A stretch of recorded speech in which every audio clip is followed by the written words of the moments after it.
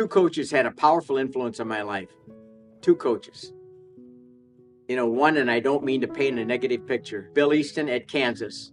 When I went there, and it was my fault, not his fault, I didn't know what it was like to be at Division I and in that kind of an atmosphere. He was a highly successful coach, but I didn't like the business-like approach, that it was all business and it was outcome oriented. I felt it was like, what can I or the athlete do for the coach and for the sport to help them to have outcome, which is winning? And I wanted to have fun. If you won, that was great, but I wanted to enjoy the whole process and the experience. And with Ted Hayden, I met the exact opposite philosophy. Ted Hayden, and I mean this, he was all about what he and the sport can do to help the athlete learn and grow. He didn't care about outcome, and yet he was highly successful, coached Olympians. People ask him, what does it take to be on a team? What does it take to be on your team? Do you love what you're doing? Do you love to run? Yes. So he had a wide range of people on his team. Some athletes that were highly, really good. Rick Woolhuter, great Olympians, that he coached. But he had other athletes that just loved to run, and he treated them all, respectfully and allowed them to be in the program. What I wanted to take to North Central College was what I learned from Ted Hayden and provide a culture, an atmosphere, an environment that anybody that says they love to run, they're on our team regardless of their ability. And so I wanted to create that. We only had 6 people on the cross-country team when I first came here. We had 11 people on the track team when I first came here. But we evolved from that point because of the environment, the atmosphere, the culture, and word of mouth.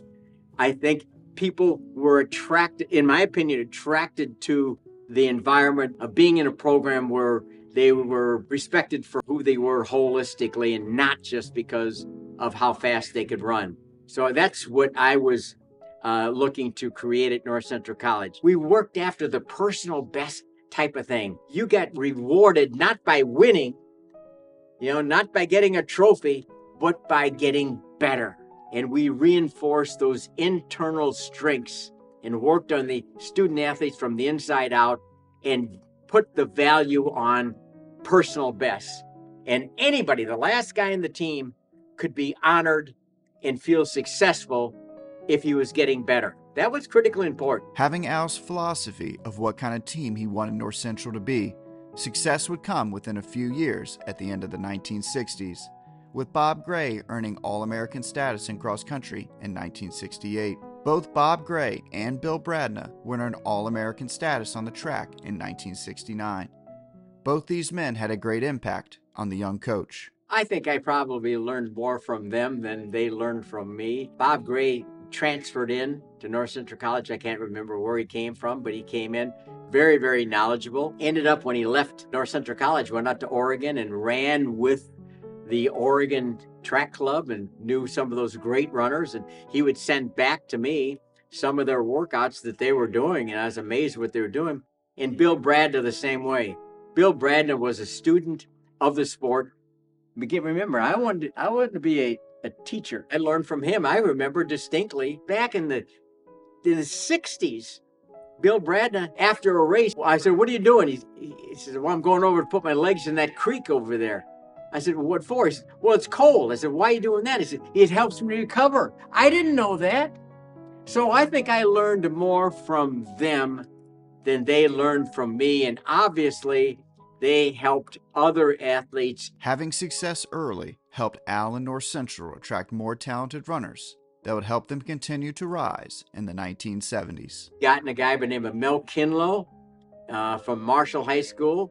And then we got Glenn Benke. Then we got Jeff Heller from Marshall High School. Word of mouth sort of helped bring people to North Central College. And I think the culture, the environment helped attract them.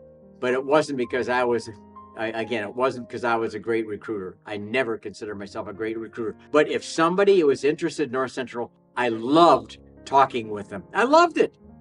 But I didn't want to talk somebody into something. If it wasn't in their best interest that I felt that they be here, I did not want them to go through the experience I went through at Kansas and talk them into something and have them be miserable and feel guilty about that. So I tried to help them to find the right match. And if I thought I was North Central, then I was very encouraging, but there's a lot of pieces of the puzzle that are critically important to put together to find the right environment, culture, place to go to school. And it's a hard decision, but you got to lay the pieces out there, but they have to put the pieces together themselves. In 1974, Glenn Banky would win North Central College's first national championship in the 6-mile race at the Division III Outdoor Championship. The following year, Scott Barrett would go on to win the 1975 Division III Indoor Mile National Championship and include an accolade that has long been forgotten in track and field history. Scott Barrett qualified and ran in the Division I Indoor National Championship and earned Division I All-American honors, finishing 6th in that year's mile. His route to success was a little different than most. Scott Barrett he was from a Napervillian. His mother, actually, that's the reason he could come to North Central College. Talk about finances, a Division III program cannot offer athletic scholarships, and I'm glad we don't have them. But his mother in the art department here at North Central College, and his father was in the religion department at North Central College. Because they were on the faculty, their children could get financial breaks, and I don't know what it was exactly. Maybe they got tuition free. I have no idea. He came to North Central College, and he didn't go out for cross country his first year. He didn't go out at all, and I just left him alone. Sort of like the movie Hoosiers and Jimmy, let him alone. I never bothered him at all. And somehow, eventually, he, came out. And I can tell you this, he had long hair and a beard. And I had rules. And one of the guys on my team, I first came to North Central College, one of the many, many, many mistakes I made. Joe Newton was one of my idols from York High School, and no facial hair, no long hair. And I said, you can't have facial hair, and you gotta have short hair and everything like that. And I thought, well, there's an example. This guy's not coachable. I've heard this. And I'm telling you, Scott Barrett was one of the most coachable athletes I've ever, ever, ever had. And his nickname eventually in our program was Beardo. And I didn't recruit him. Again, I'm not a great recruiter, but it was his brother, Gary Barrett. Gary Barrett came into our program, and he came to North Central. I was elated, but he could come here tuition free or whatever. And then we got Scott Barrett, and we started getting different people through the years. Going into the 1975 cross-country season, little did Al know that a team of no-name athletes with few resources would start something that would go on to change North Central College and Division III cross-country. Because I know in 1975, I raised the money to fly our team out to Boston.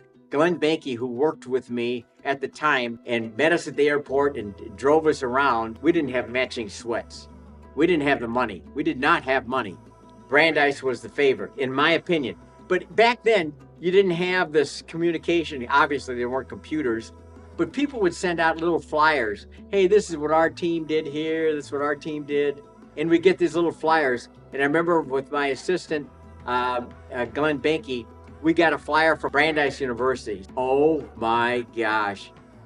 Individually, they're far better than we are. This guy, they're all better. They got individual accolades. And I looked at our team. We didn't have any individual success.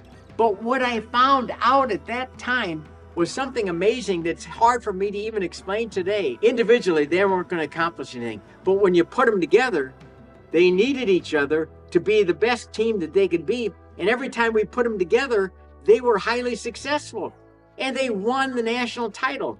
And when we won the national title in 1975, vividly remember this, Norm Levine, who was a friend, and he was the head coach at Brandeis, said, "You son of a gun," because he knew they were better than we were. And he knew it was an upset.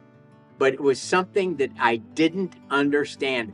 How can we beat this team? They have better talent. But in my opinion, we had better chemistry, better unity, better culture, better, glue. better characteristics, fundamental characteristics, and that crystallized our values together to help us to be a powerful team together. We were selflessly bonded together and became a great team. And I realized how important that was to team success, not being an I, but being a we. You know, that's an old saying, but it's so true. When you get a group of guys that share and they don't care about individual accolades and they want to work together towards a common goal, you're going to get a far, far, far better performance. The following year, 1976, they wanted to run their best to defend their title. But I think that the experience that they had the year before gave them some confidence in themselves. We had 6 of the 7 that ran in the top 7 returning for 1976. So obviously I would tell them that we want to be able to, we're able to repeat what we've done already because we've already done it. But I remember distinctly, waiting for our 5th runner to come in, Rich Scott. We got to get our 5th guy in. Boy, cross country without your 5th guy, you're in trouble. Rich Scott would finish 55th as their 5th runner. And through a full team effort, just like in 1975, North Central would claim back-to-back titles in cross country. Those first 2 national title teams were the building blocks for North Central and would be lovingly known going forward as the No Names. But in 1977, that's where the word complacency comes in, and we became a group of individuals and lost what really made us great. And I'll never forget, at the beginning of the year, we didn't look very good at all. And I remember a meet, and our guys didn't look good. They looked lackluster. They looked, complacent. I just thought something's wrong. And the mantra that I kept kind of hearing during the years, like, don't worry, coach, we'll be there at the end of the year. Don't worry. Okay, but that's where complacency comes in. It's hard to win a national championship, but it takes character to win again. You got to maintain that internal strengths to keep going. And we lost that in 1977. Thought we were a better team. Not that we didn't win, but we were better than how we performed. We just didn't have the verve. When I got back to the hotel, the guys were kind of celebrating. And I kind of thought to myself, what are you celebrating? I thought to myself, I didn't bawl them out or anything like that, but I thought, this is strange. They're not feeling badly about how they performed, and it's not a matter of winning. If we weren't supposed to win, if we didn't have the talent to win, then we shouldn't win. We were capable. We had the talent to do very well again, but we were very lackluster, and we didn't perform very well. How did we get back to it? We had a young guy on the team by the name of Steve Jawar. And Steve Jawar was a fighter. Steve Jawar was a part of that team. He saw what was happening, and we were complacent. He started becoming an internal leader and an internal force to bring us back to what it took to be great. Those internal, values and virtues, the work ethic, commitment, discipline, team dynamic, delayed gratification, loyalty. I mean, you go on and on and on.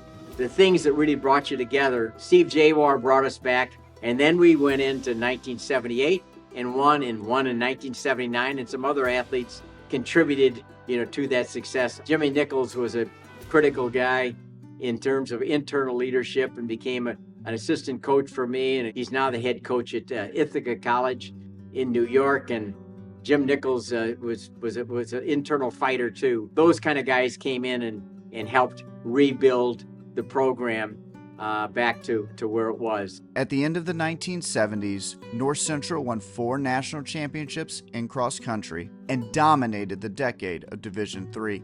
The culture he implemented was helping his athletes grow in and out of running. In part 2 of the documentary series, you're going to see how Al and North Central responded to the 1970s and how the team's success will lead to individual achievements at the national level during the 1980s.